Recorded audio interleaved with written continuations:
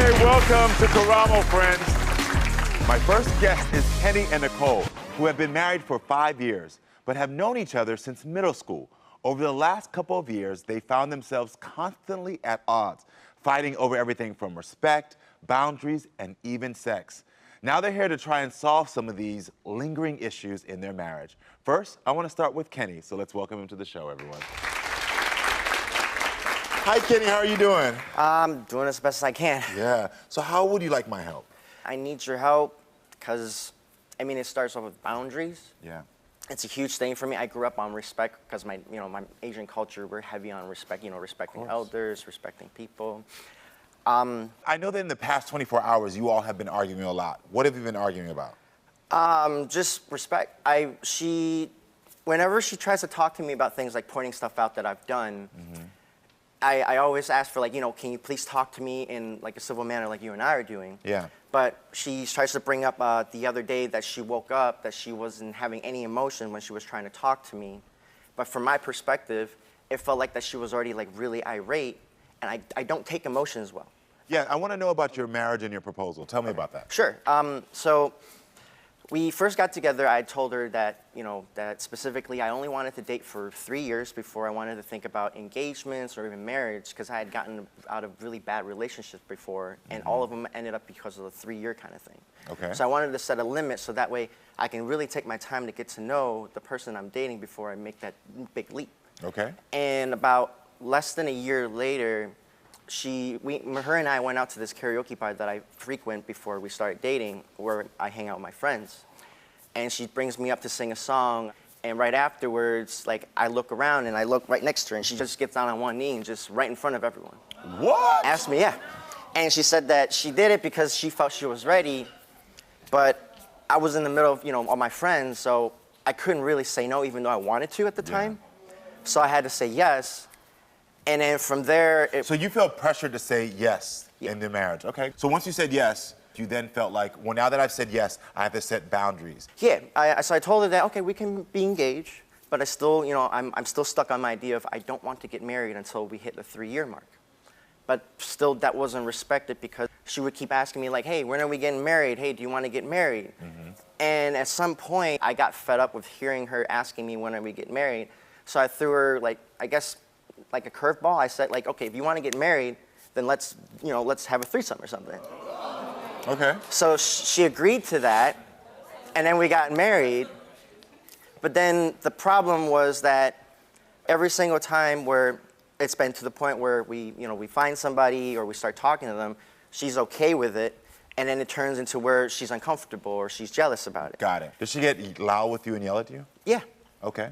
And then the thing is when I... Tell me about that, like, because you said you're sensitive to emotions. What, did she start screaming? Tell me about your interaction. Like, to her, it's not like screaming. To me, it's kind of like I'm being yelled at by my mom, or something, like I did something wrong that I shouldn't have. Got it. Versus trying to talk me through and trying to understand why is it that I felt that way, or why did I do something that came up like as a bad decision. Okay. Like for instance, she always, she make these promises for the last few years. Like she promised that she was going to be more intimate. So what other sexual things did you want her to do? You said the threesomes. What other else did you want her to do that she's not doing? I like, dressing up, or, role-playing, or... Dressing up like furry convention type stuff? No, not exactly that. No, Okay. no, that's a little extreme for me. More like... Okay. That's a cute... Not that either. Okay. But, like characters from, like, medieval or fantasy kind of thing. Okay, fantasy type stuff. So you want to add in, like, different type of costumes, different role-playing, more that into your relationship. Right.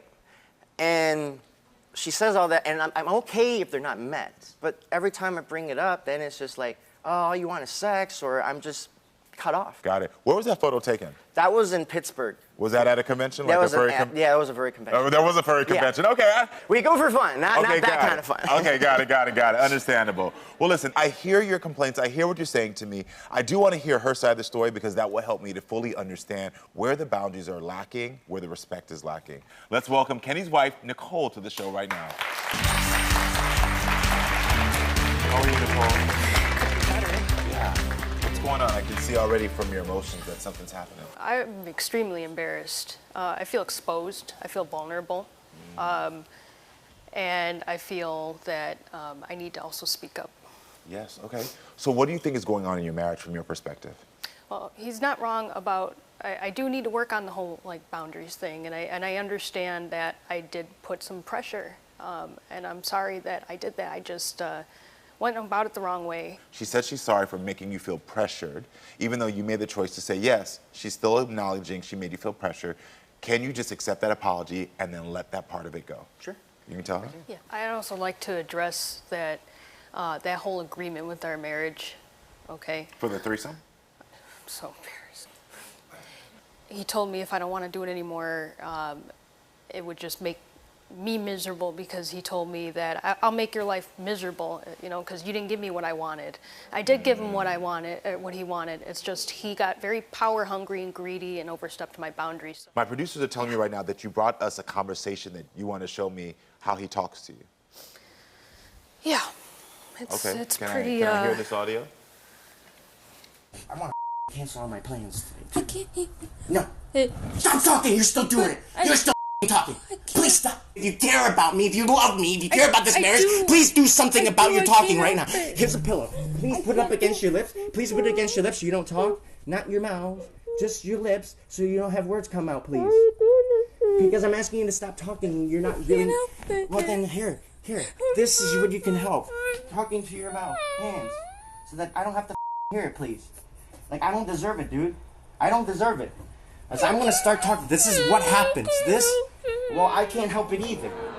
So why did you record this conversation? For my safety. I was scared. I have a problem with not stopping when I'm really anxious. Okay, so, Kenny, I'm gonna hear your perspective.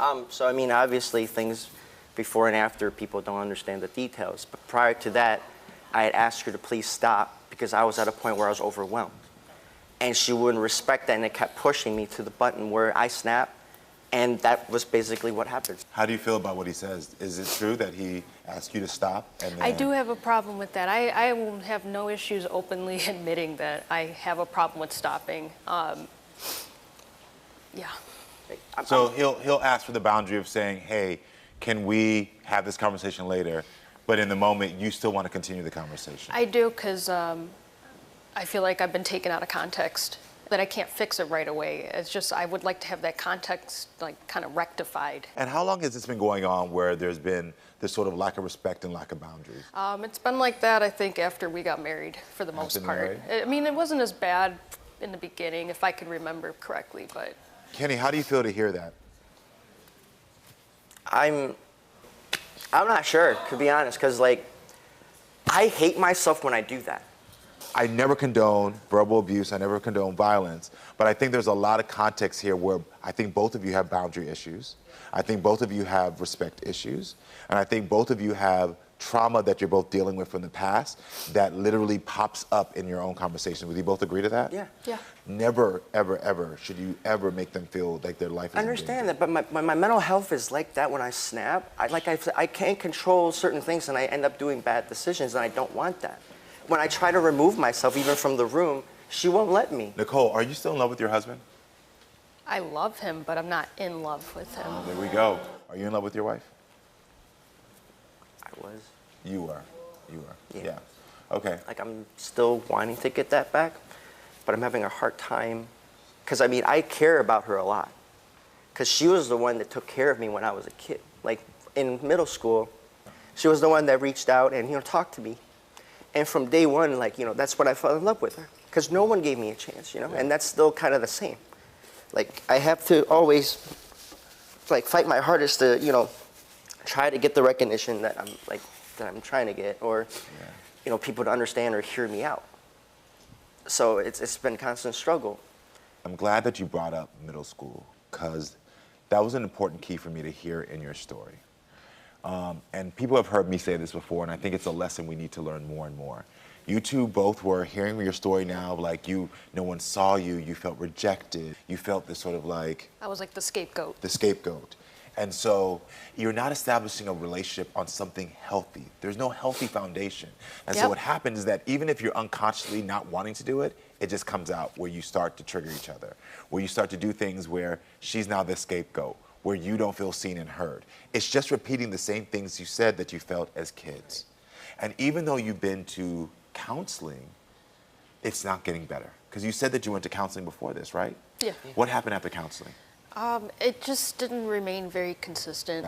And Yeah. it didn't really it just felt very copy, paste, repeat. Yeah, you know? it makes sense, completely makes sense. This is years that you're unraveling. I think with the boundaries and the communication, I don't feel personally that they're gonna get better. I think that as friends, you could start to heal this, but I don't think as lovers that this can be healed. I agree. You do agree? I'm ready.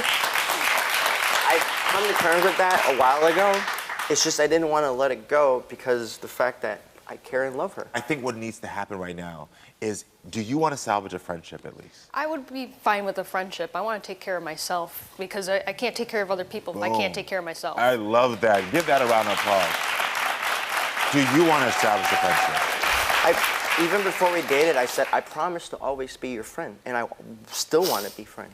Yeah. So can you look at her and say, I'm sorry for all the things we went through.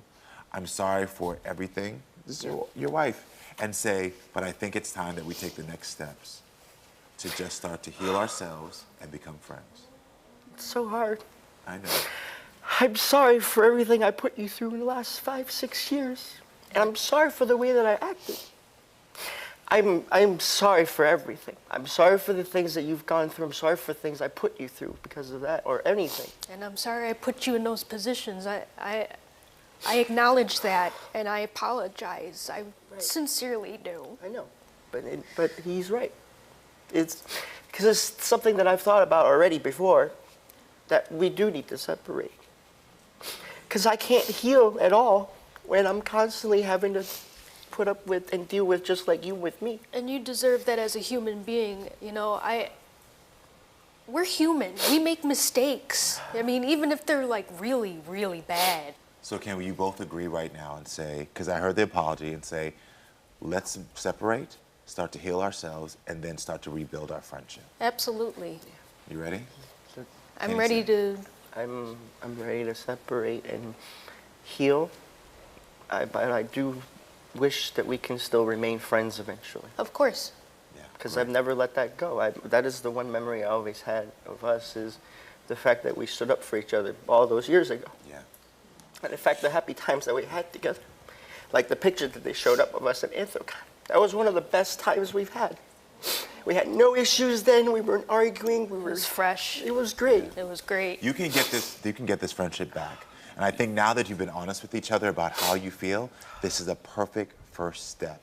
And now you can heal yourselves knowing that you don't have the pressure of feeling like we have to be together, and then maybe the friendship can heal within the next year or so. Can you give each other a hug? Of course. Hold on, where are you going? I'll tell you where you're going. Right here to subscribe, and right here to watch more. Period.